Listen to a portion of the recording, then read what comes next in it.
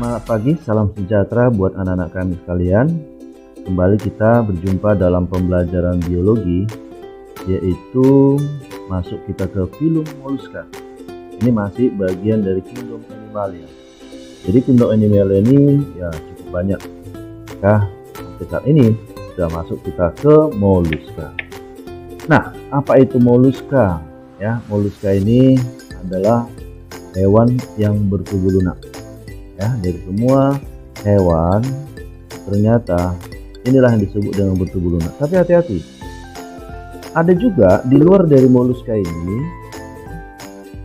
bertubuh lunak, tapi tidak dimasukkan ke dalam Mollusca. Nah, itu ada juga kriteria lainnya, ya, tidak hanya tubuhnya yang lunak, ya. Oke, baik, kita lihat Mollusca ini bertubuh lunak. Nah, dengan tubuhnya lunak, dia harus dilengkapi dengan pelindung. Ya, wajar ya, kalau tubuhnya lunak berarti kan gampang ya mendapatkan tantangan, mendapatkan rintangan dari luar tubuhnya. Nah, apa pelindungnya? Adalah berupa cangkang. Baik, cangkang ini ya sering kita dengar. Apa? Cangkang pada kepiting, cangkang pada udang, ya. Nah, cangkang pada siput gitu ya. Nah, selain cangkang, ada juga kantung tinta. Oke, kantung tinta ini disebut juga dengan chromatophora.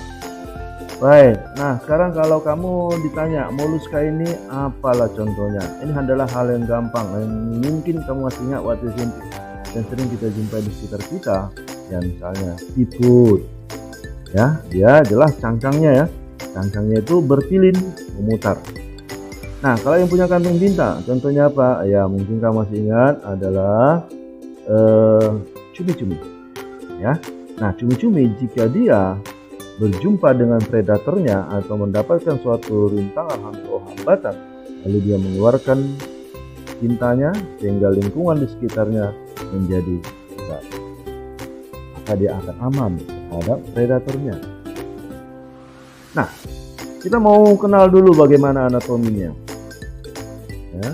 Nah, inilah anatomi dari salah satu contoh Mollusca. Jadi kalau kita lihat ini adalah kelompok dari kerang. Ya, ini adalah kerang. Nah, kita lihat bagaimana mulutnya, bagaimana perutnya, ya. Kemudian bagaimana alat reproduksinya, genital pore. Lalu bagaimana nephrobiopore itu adalah alat ekskresinya, pengeluarannya, ya. Nah, dia sudah punya ginjal, ya. Nah, ini ginjalnya, dan kemudian ada berupa auricle, yaitu bertindak sebagai pembau, ya. Nah, kemudian ada ventricle. Nah, ini ibaratnya seperti jantungnya, ya, walaupun jantungnya masih sederhana. Lalu ada bagian pembuluh darah posterior, ya, aorta posterior. Oke, lalu ada rektumnya. Ini adalah berhubungan dengan pembuangan feses, ya. Lalu lalu ada bagian posterior adductor, ya. Ini adalah bagian belakang untuk pergerakannya, ya, ke ototnya. Lalu ada excellent siphon, ya. Excellent siphon ini mengeluarkan berupa air yang dia gunakan saat dalam kondisi darurat. Nah, dia keluarkan air, dia semprotkan air, maka pergerakannya jadi cepat, gitu, ya. Nah, lalu incurrent siphon berarti memasukkan air, ya, lalu nanti akan keluar lewat excurrent siphon, ya. Oke, nah ini adalah ususnya. Kemudian ini mantelnya. Nah, mantelnya itu melindungi tubuhnya yang lunak, ya, selaputnya, gitu ya. Lalu ada gonad, penghasil gamet, ya. Kemudian digestive gland atau kelenjar pencernaan. Dan ini kakinya. Ini adalah kerang. Lalu mana kakinya? Inilah kakinya. Kalau kamu makan kerang, ketika kita buka cangkangnya, kan ada mirip seperti kayak pipi, ya. Nah, inilah warnanya pun pas pula seperti ini. Nah, itu adalah kakinya, gitu ya. Oke, baik. Jadi sudah mulai kenal bagaimana anatomi dari Mollusca. Nah, Mollusca ini ternyata ya, hewan trifoblastik selomata sudah lebih tinggi ya.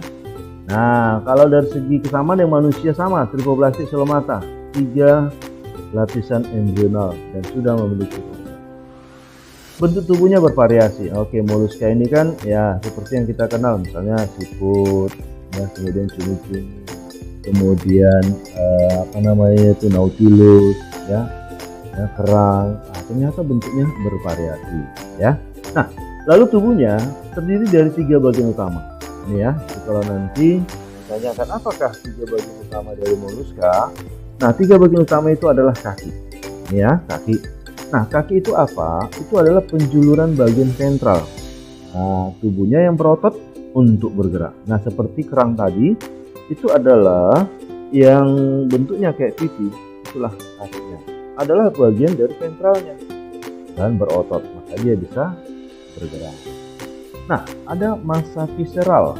Nah, massa visceral ini berupa kumpulan sebagian besar organ tubuh penting seperti pencernaan, ekskresi, dan reproduksi. Itu adalah massa visceral. Artinya berupa pencernaan, ekskresi, dan reproduksi ini merupakan bagian paling utama lah untuk aktivitas hidupnya ya. Nah, lalu ada mantel. Nah, membentuk rongga mantel yang berisi cairan, dan cairan ini sebagai tempat lubang insang ya, juga sebagai ekskresi dan Oke ya, mantel. Nah, ini selain dia membentuk rongga, nah ternyata dia membentuk cangkang ya, membentuk cangkang daripada tubuhnya. Oke ya. Nah, sekarang kita lihat dulu yang mana namanya massa visceral. Inilah massa visceral. Oke ya, jadi bagian penting utamanya ya, itu sistem pencernaannya, ekskresinya ya, lalu sistem peredaran darahnya, itu namanya massa visceral.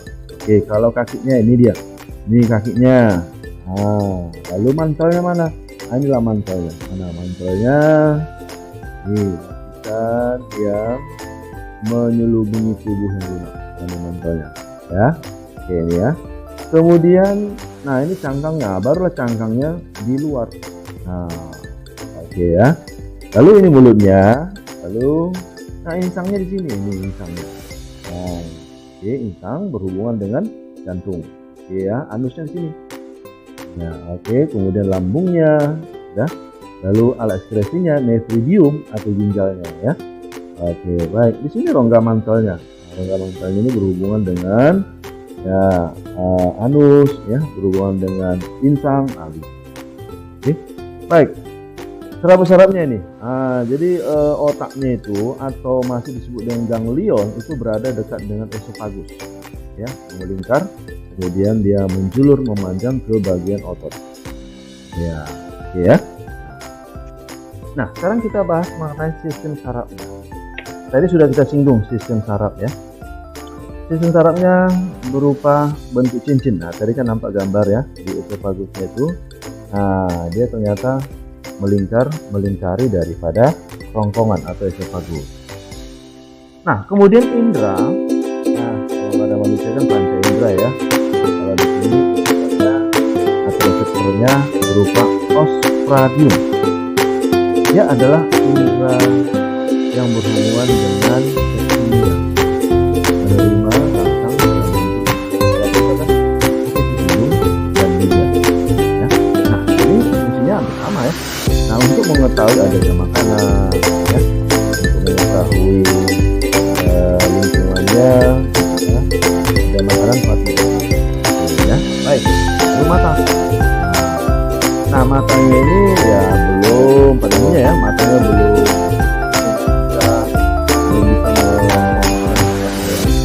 melihat benda belum. Ya, walaupun udah ada memang kelompok moluska yang sudah memfokuskan cahaya. Dia bisa melihat benda. Tapi ada juga yang masih ekspor, ya, bintik mata, membedakan terang dan gelap. Nah, selain mata ada statosista. Ya, statosista ini adalah alat keseimbangan dan dia memiliki media di air, berarti perlu keseimbangan supaya dia bisa bergerak di air. Ya, statosista. Nah, Jadi inilah indranya. Ya, indra. Oke. Pencernaannya dikatakan lengkap. Kenapa kita katakan lengkap? Sudah ada mulutnya. Dan udah ada esofagus, lambung juga, usus dan anus.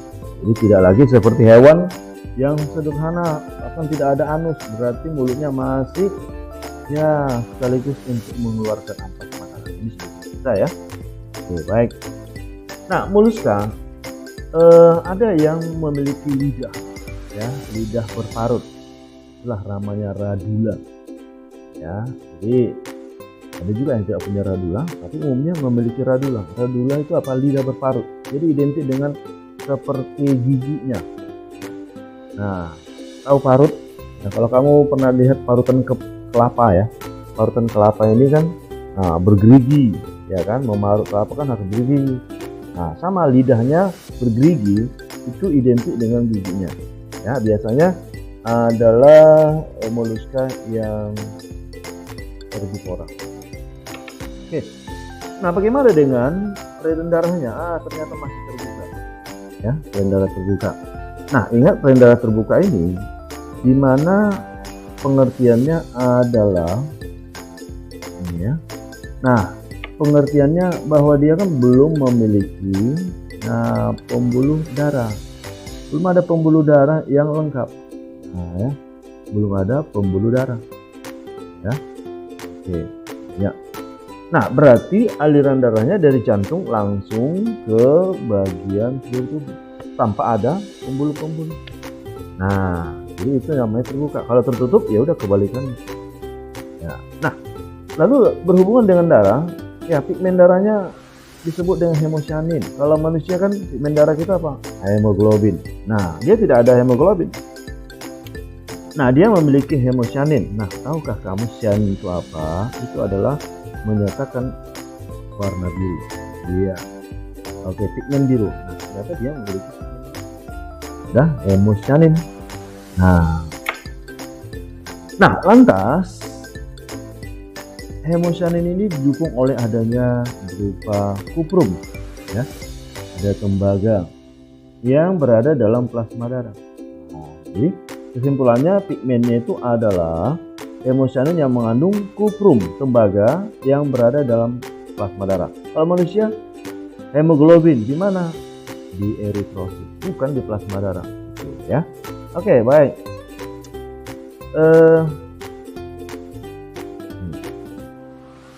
Bagaimana pernapasannya?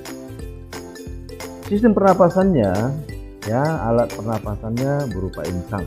Nah, ini umumnya adalah moluska yang hidup di air. Kalau paru-paru, nah itu moluska yang hidup di daratan. Ya, jadi ternyata pernapasannya tergantung daripada di mana lingkungannya. Ya, oke.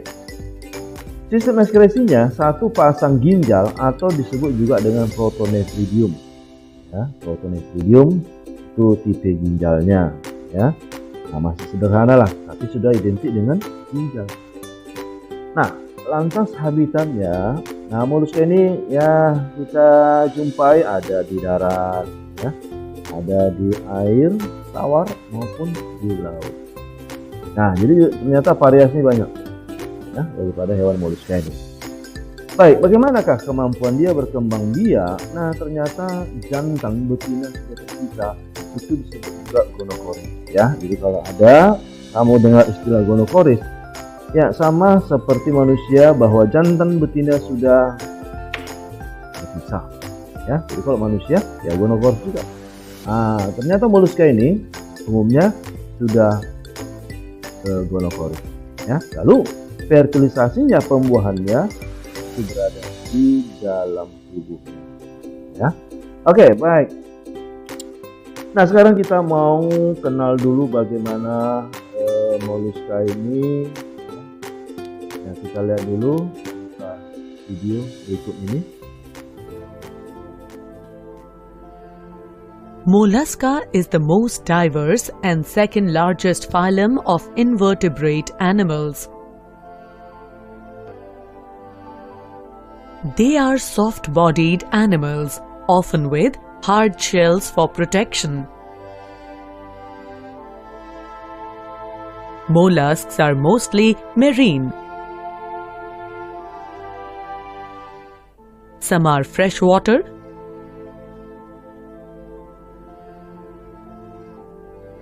or found in damp soil. The body is unsegmented and bilaterally symmetrical.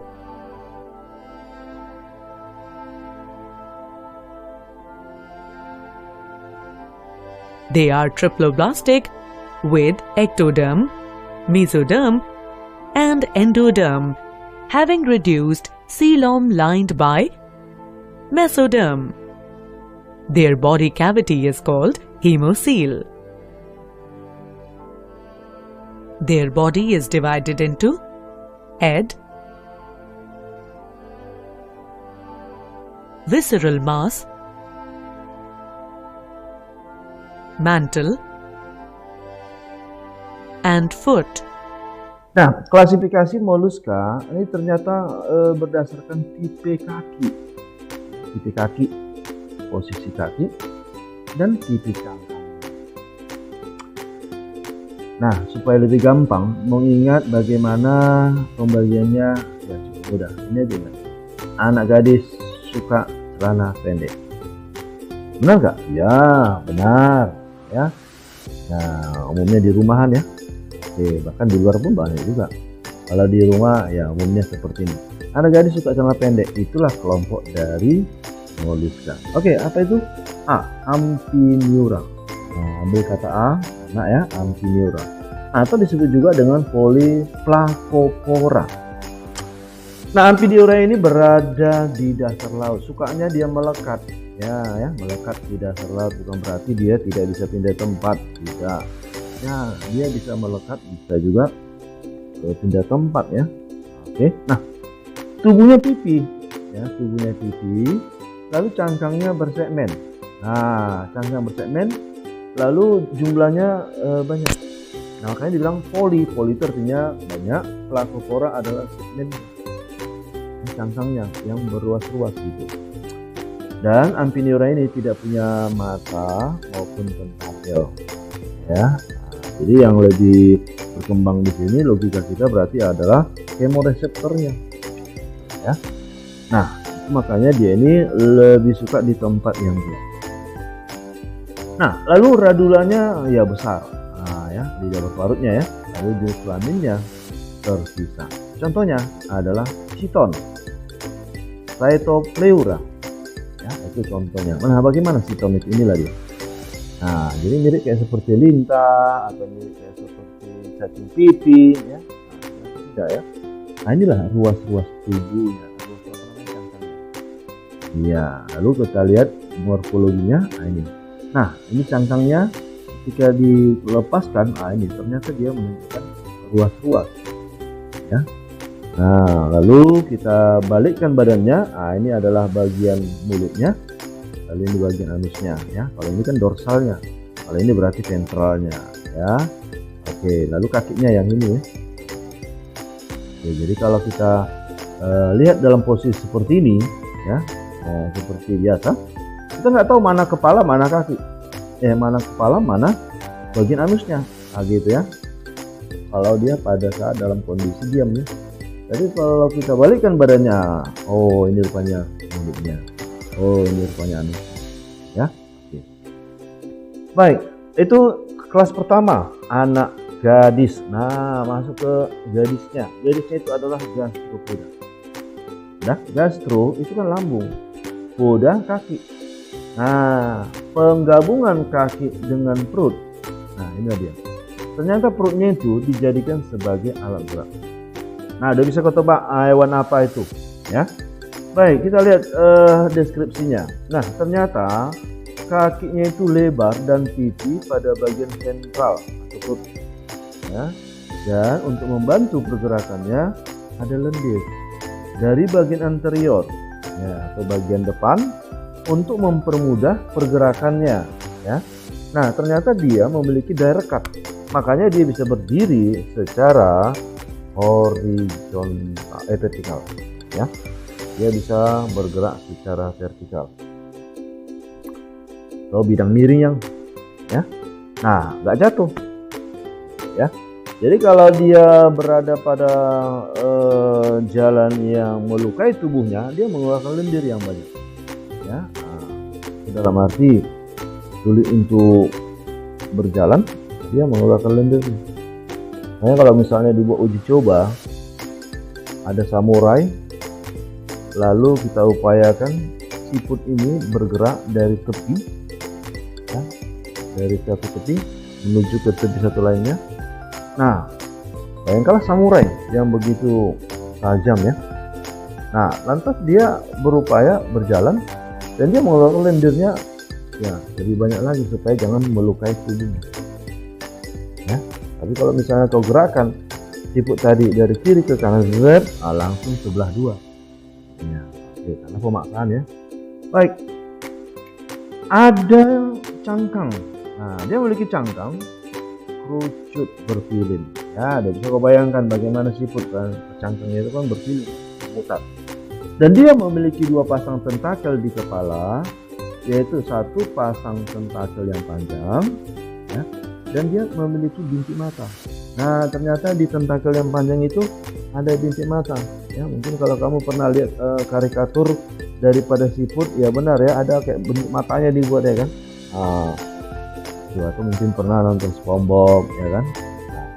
Lalu ada satu pasang tentakel pendek. Nah, ini sebagai peraba ya, sebagai peraba dan pembahu. Nah, lalu gonokoris ya. Nah, dia gonokoris, jantan betina terpisah. Nah, contohnya siput air, Limnea species, Rikicot, Achatina fulica, siput lumpur, Nazarius ya. Ternyata hewan inilah yang bertindak sebagai vektor terhadap cacing apa kemarin? Siput air adalah Gonorrhea sinensis atau cacing hati, cacing isap ya. Oke, kita lihat gambarnya. Inilah siput air. Nah, lalu ini adalah Rikicot yang mungkin sering kita lihat ya di kebun-kebun atau tanah-tanah lembab atau di sawah. Oke, lalu ada siput lumpur. Ini dia. Oke, jadi sudah kenal bagaimana kelompok gastropoda yang bergerak dengan perutnya, karena perut sebagai alat gerak ya. Nah, kemudian kita lihat scapupoda. Scapupoda adalah mollusca yang memiliki cangkang ya, biji taring yang kedua ujungnya terbuka ya. Panjangnya itu tidak terlalu panjang, 5 cm lah maksimumnya ya. Kemudian kakinya muncul dari ujung cangkang ya. Nah, cangkang mana? Cangkang yang besar. Lalu bagaimana sih yang kita lihat? Nah, sifatnya itu hidup terpendam dalam pasir ya, pasir laut ya, atau lumpur. Nah, jadi dia sifatnya di pantai dan berada di pasir. Dia menggali pasir itu, lalu tampak dari permukaan tanah itu seperti biji. Ada namanya Dentalium fulger ya. Nah, jadi hati-hati kalau kamu di pantai. Kadang ya kita kan lepas sendal, lepas sepatu, berlari sana ya, kejar ledaku kau kutangkap. Itulah yang terjadi di pantai ya, kejar-kejaran. Nah, hati-hati terpijak dentalium. Nah, mirip seperti gigi kan? Nah, baik, coba kita lihat ya, inilah dia. Nah, ini dentaliumnya ya. Kemudian, nah inilah morfologinya. Nah, ini dia cangkangnya ya, ada yang kuncing, ini terbuka ya, ada yang besar. Nah, yang besar inilah tempat keluarnya kaki supaya dia bisa menggali pasir. Nah, kakinya yang mana? Nah, inilah dia. Nih. Ya. Nah, lalu ada mulutnya. Ya, capsula. Oke, untuk membantu pergerakannya juga. Ini bagian otaknya. Oke, lalu ini cangkangnya, mantelnya, rongga mantel. Ya, ada ginjalnya, nephridium, kelenjar pencernaan, gonadnya di sini, pasirnya ini. Nah, inilah yang runcing itu. Nah, makanya hati-hati main-main di pantai. Terpijak ya sama kayak mijak paku juga ya. Oke. Baik, sekarang kita lihat cephalopoda. Cephalopoda ya, adalah hewan yang dari kata cepha. Cepha itu apa? Ya, itu adalah kepala. Poda kaki. Nah, berarti ada apa? Kepala dengan kaki. Nah, ternyata kaki atau tentakel itu berada di kepala. Ya. Nah, cephalopoda ini umumnya hidup di laut, ada di tawar. Nah, dia memiliki sifon di kepala. Nah, sifon ini untuk pergerakan cepat, tadi sudah saya singgung. Nah, dia mengisap air lalu disemprotkan, maka gerakannya bisa lebih cepat. Itu digunakan saat jumpa dengan predatornya. Lalu ada kantung tinta. Nah, ini berada di bagian sentral ya. Nah, sebagai pertahanan diri. Ya, sebagai pertahanan diri, dan ini disebut dengan adaptasi apa ini di SMP? Adaptasi fisiologi kah atau adaptasi tingkah laku? Jawabnya adaptasi tingkah laku. Cephalopoda ini sudah dikategorikan moluska yang derajatnya tinggi karena dia sudah memiliki mata dan ukurannya besar ya, dan mampu memfokuskan sinar. Dalam arti sudah bisa melihat benda, dan sistem sarafnya pun sudah berkembang baik. Nah, reproduksinya dioecious ya. Dioecious berarti sama dengan Gonocoris tadi ya. Jantan betina terpisah dan fertilisasi internal dan mampu menghasilkan telur ya. Bagaimanakah struktur anatominya? Struktur anatominya ini ya seperti inilah ya. Jika kita melihat ada tentakel ya, tentakel. Kemudian ada radula. Oke, statosit keseimbangannya ya. Nah, lalu funnel with valve atau cangkang ya. Kemudian anus. Nah, di sini anusnya ternyata ya. Nah, kemudian ada gil ya, insangnya ya. Nah, lalu ada kantung tintanya. Oke. Intestine, ususnya. Nah, inilah jantungnya. Nah, ini adalah gonadnya menghasilkan gamet. Nah, ini adalah bagian jantungnya juga ya. Oke. Ini adalah posterior vena cava, pembuluh darah yang masih sederhana ya. Nah, ya. Vena cavanya ini masih singkat aja. Begitu darahnya keluar dari sini udah masuk ke seluruh bagian tubuh ya. Nah, ini mantel arteri ya ini. Lalu ini gonad menghasilkan gamet ya. Jadi mantelnya itu ini ya, melapisi permukaan tubuhnya gitu ya. Oke. Baik ya, jadi seperti itulah. Ini kalau yang ini berhubungan dengan pencernaannya ya. Otaknya di sini. Oke, kita lihat contohnya. Contohnya adalah sotong atau Sepia officinalis, cumi-cumi ya, Loligo indica, gurita, Octopus vulgaris, Nautilus ya, sama namanya tetap juga Nautilus. Inilah dia. Ini sotong ya. Nah, ini sotong. Oke. Nah, ini adalah cumi-cumi. Ya, ini ya. Jadi kita harus bisa membedakan ini mana cumi-cumi, mana sotong. Kan inilah sotong itu ya. Oke, ini cumi-cumi ya. Nah, baik.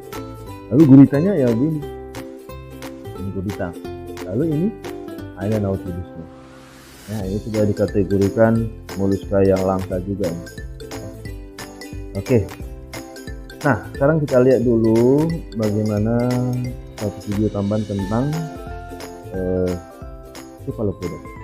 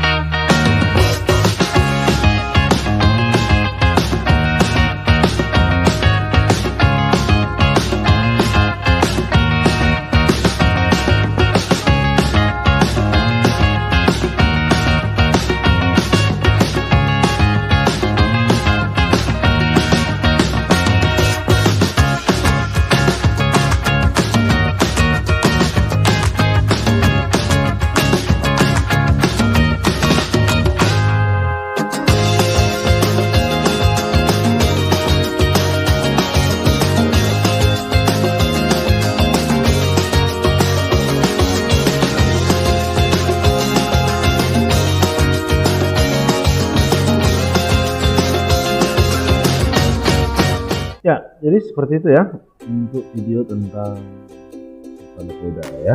Sekarang Velocipoda. Velocipoda adalah Lamellibranchiata, sama ya. Nah, istilah lainnya Bivalvia. Jadi ingat ya, namanya ini ada 3 istilah. Velocipoda, Lamellibranchiata, Bivalvia. Dan mereka memiliki arti tersendiri. Ya. Nah, apa arti Velocipoda nih? Kaki berbentuk pipi. Nah, makanya disebut dengan Velocipoda. Veloci itu pipi, poda kaki. Ya. Nah, untuk apa? Melekat dan menggali pasir. Lalu ada insang seperti lembaran, itulah Lamellibranchiata. Lamella kan lembaran ya. Branchi itu adalah insang ya. Jadi insangnya itu mirip seperti lembaran. Nah, kemudian dia memiliki 2 buah cangkang yang setangkup, artinya sejenis. Bentuknya ukuran sama. Bivalvia. Di 2 ya, valvo. Bisa kita tebak apa itu? Oh, kerang. Kemudian pada cangkang ada 3 lapisan. Ada 3 lapisan. Apa saja itu? Ada peristratum, itu lapis. Ya. Nah, pada cangkangnya itu kerang lah kita bilang ya. Nah, ternyata di lapis 2 itu namanya peristratum dan dia mengandung kerang. Kemudian ada lapisan tengahnya perismatik. Nah, ini terkapur. Yang kalau yang gimana untuk tahan terhadap nah, membuat dia keras kalsium karbonat. Dan ada nacrea, ini lapisan dalam. Ternyata di sini adalah tempat pembusukan mutiara. Tapi ingat ya, nggak semua kelompok kerang menghasilkan mutiara. Udah? Namun adanya nacrea ini membuat lapisannya itu lebih kilat. Ya? Dan ada nacreas yang bisa menghasilkan mutiara, dan tidak semuanya kelompok kerang. Ada moluska atau ada kerang tertentu yang menghasilkan mutiara. Nah, sekarang kita lihat lapisannya. Inilah dia. Inilah bangsa kerang itu ya. Oke, nah ini kakinya ya. Nah, ini mangkainya dan segala macamnya ya. Nah, sekarang kita sorot adalah cangkangnya. Nah, ini cangkangnya yang 3 lapisan. Baik, kita lihat pertama ini cangkok atau cangkang ya. Kemudian ini mantelnya. Nah, ini mantel ya. Lalu ini adalah sel epitel bersilia, berarti sudah tubuh yang lunak. Ini bagian tubuhnya, ini yang menyelimutinya, mantelnya. Lalu ini adalah sel penghasil nacreas. Oke, nah kita lihat dari atas dulu. Periostracum, ini lapisan atas yang bersentuhan dengan luar. Ya. Nah, di sini mengandung jak tanduk. Lalu ada lapisan prismatik tadi ya, lapisan tengah. Di sinilah jak kapur dan ada lapisan nacreas. Nah, lapisan nacreas ini yang kilat ya. Kalau kita belah kerang itu, ya kita buka kerang ya. Lalu kan cangkangnya itu kan kilat ya. Nah, itu adalah lapisan nacreas. Dah. Nah, lalu ada yang menghasilkan nacreas, itulah dia. Ini dia. Yang bersentuhan dengan mantel. Oke, jadi seperti yang kita ungkap tadi, mantel ini berperan membentuk cangkang ya, karena posisinya adalah di tengah antara tubuh lunak dengan cangkang. Tuh ya. Oke, kita paham ya urutannya ya, peristrakum, prismatik, dan nacrea. Baik, sekarang kita mau tahu gimana sih pembentukan mutiara ya, yang harganya mahal. Nah, ini kita lihat dulu videonya.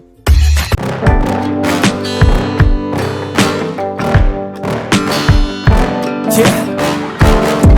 Please tell me that I can't, that I won't, that I fail, that I'll never make it out, yeah. Please tell me all the bad, never good, fill my head full of every single doubt, yeah. Please say any negative thought. Wah, hewan apa ya ini? Loh, kok ada mutiaranya? Oh, ini tiram mutiara, friends. Kalian sudah pernah melihatnya belum? Tiram mutiara atau kerang mutiara merupakan hewan tidak bertulang belakang dan bertubuh lunak. Tiram ini juga termasuk salah satu biota laut yang hampir semua bagian tubuhnya memiliki nilai jual. Wah, kalau begitu, hewan ini juga bermanfaat bagi kehidupan kita ya, friends. Tiram membentuk mutiara atas respon pembelaan diri dari objek asing. Proses pembentukannya bermula ketika pasir, parasit, atau material organik lainnya menyusup masuk dari cangkang tiram yang terbuka. Objek asing tersebut kemudian mengenai bagian mantel tiram, yakni lapisan yang melindungi organ dalam tiram. Lalu, tubuh tiram pun mendeteksi objek asing ini sebagai ancaman, sehingga mantelnya menghasilkan lapisan yang disebut nekri. Zat nekri inilah yang akan menyelubungi objek asing tersebut hingga menjadi mutiara. Zat nakri sendiri terdiri dari kalsium karbonat, protein konsin, dan perlusin yang berfungsi sebagai lem yang merekatkan. Zat ini kemudian digabungkan dengan lapisan-lapisan yang hampir transparan dan menjadi mutiara yang berkilau. Seiring berjalannya waktu, lapisan nekri akan terus terbentuk dan memisahkan dari bagian tubuh tiram. Hal ini membuat tubuh tiram juga menjadi salah satu faktor pembentuk mutiara, friends. Saat ini, banyak tiram mutiara yang diternakan untuk menghasilkan mutiara karena harga jualnya yang sangat tinggi. Namun, tiram liar yang menghasilkan mutiara secara alami di alam bebas lebih memiliki nilai yang tinggi, friends. Sebab mutiara alami lebih jarang ditemukan. Mutiara dari tiram ini biasanya digunakan sebagai perhiasan yang memiliki rupa yang cantik dan berkilau ya, friends.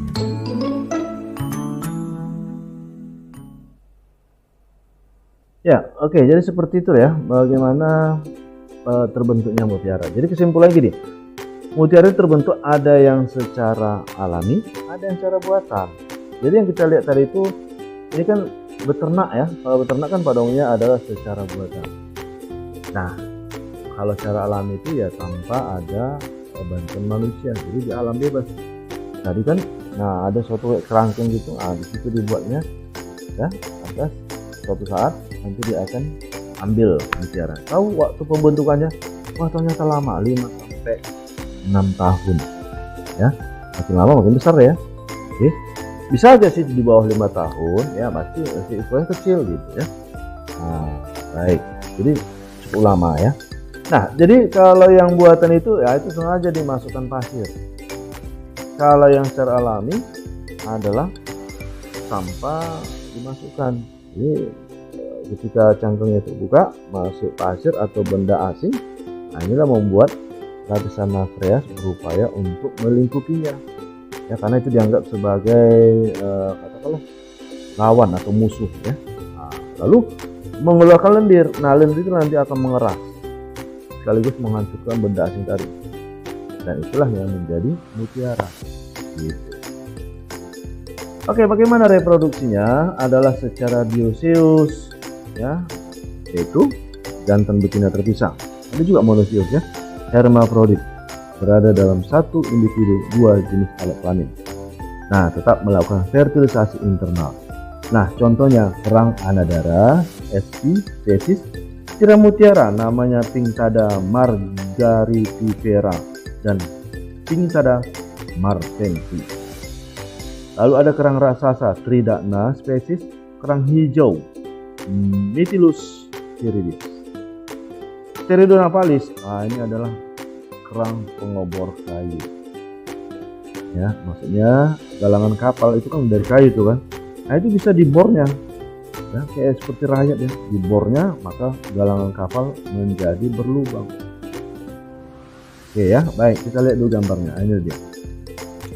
Inilah anadara spesies, inilah Pinctada margaritifera. Nah, yang menghasilkan mutiara tadi ya, ini ya, wah cukup rame juga ya. Ini ya mutiaranya. Lalu ini Tridacna, kerang raksasa tadi ya. Oke, kemudian ini kerang hijau, Mytilus viridis. Ini yang biasa dikonsumsi. Ini juga bisa juga dimakan sih, ya. Kemudian, nah ini adalah Pteridonaphalis. Ya, dia mengebor galangan kapal. Nah, galangan kapal itu dari kayu. Inilah dia. Dia bisa merusak kayu, merusak galangan kapal sehingga bocor. Ya, oke. Nah itu.